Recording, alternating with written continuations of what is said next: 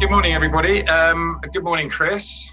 I would like to introduce Professor Chris Rhodes, the Director of the Freshlands Environmental Action, Board Member of Scientists Warning Europe, and an expert in all things energy. Chris, energy was identified as one of the 6 main climate stressors in the third Scientists Warning, the World Scientists Warning of a Climate Emergency in 2019. Since that warning, have there been any material improvements in the world or in the UK in the area of energy? Well, of course, the thing that's hit the world immediately after that was COVID. So there was a reduction in the use of crude oil for transportation fuels because people weren't going to work, they weren't flying and so on. But over the whole year, we've still been emitting CO2.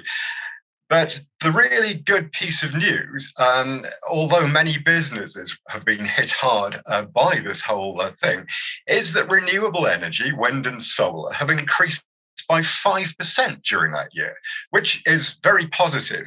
But it needs to be put into context that the total wind and solar across the world gives us only 3% of our total energy, 8% of electricity, 3% of total energy. So we had a long way to go. We're doing pretty well, especially in this country. We're above the world average. But there is this particular, we will need to expand our renewable energy by tenfold by 2050. And we've got to do a lot by 2030 to get on that trajectory. So things are going pretty well, but we've really got to hold it together and keep it going. Right. And you're one of the co-authors of the new Scientists Warning into Action paper. Could you sort of briefly explain what you expect is going to come out of that? What's it going to tell us about humanity's use of energy in the future? To large measure, it will show that, things have not improved particularly since the previous one, and we're on a trajectory of things getting worse. But where it differs from the others is that it intends to inform on levels up from the household through the local authority up to the global, really practical actions that we can undertake to make a difference, to take us where we need to be. Right. And in terms of energy, what are the most impactful and immediate actions that can be taken, say, by leaders in business and government to start to reduce the risks to us all?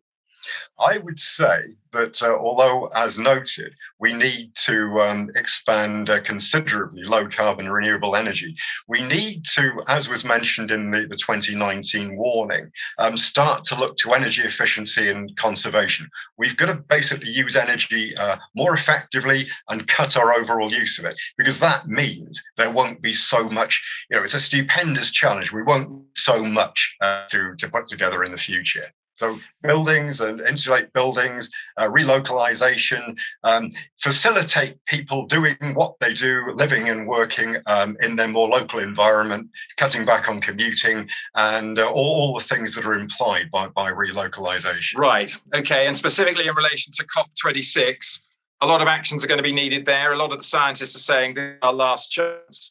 What are our asks of the leaders and the officials at COP26? Well, to undertake we should be in no doubt, it really is an enormous task at our hands.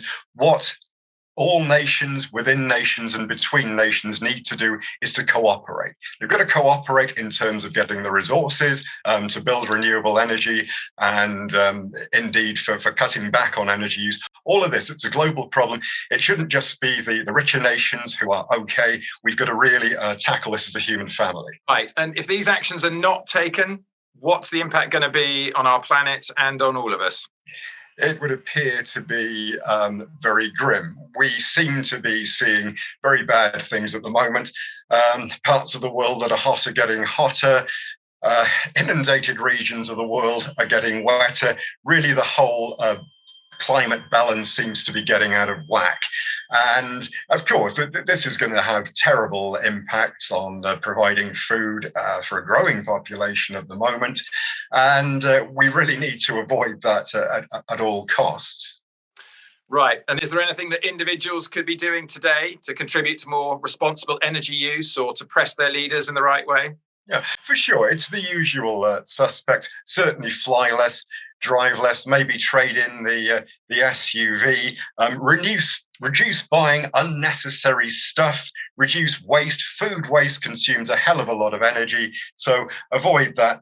And I suppose think systemically. It's not just, there aren't single solutions, it's a whole system that's out of whack. And this needs to be fixed. And we have to really cooperate among ourselves to do this, doing things at the local level, but also the community level and indeed globally. Right. And what about the asks? What should individuals do in order to try and influence either the leaders at COP26 or leaders in government or business? I would say consult your MP for one thing. You can start trying to get action going that way, but also leading by example. For example, the Transition Towns movement. That is about getting projects together based around relocalization, which actually demonstrate. People can look at that and say, oh yeah, that's marvelous. I mean, there's nothing like being able to look at something practical to start changing how you think about things. And I think that works through society up to the level of governments and so on. Definitely. And of course, we shouldn't forget that we've got our crowdfunder running to try and fund the paper and the film that's going to come out with it for COP26. And people can find that through planetincrisis.com. That's the easiest way. Go to planetincrisis.com and then click on the link there. Just before we go then, Chris, any last comments about energy use? I keep coming back to the point that's very often not mentioned. As we know, we have to increase the amount of low carbon energy, but we've really got, because that's going to be a stupendous challenge. If we were to match the fossil fuel energy, which is huge at the moment, by renewables largely, it's massive. It's going to take just about everything we can do as a human society.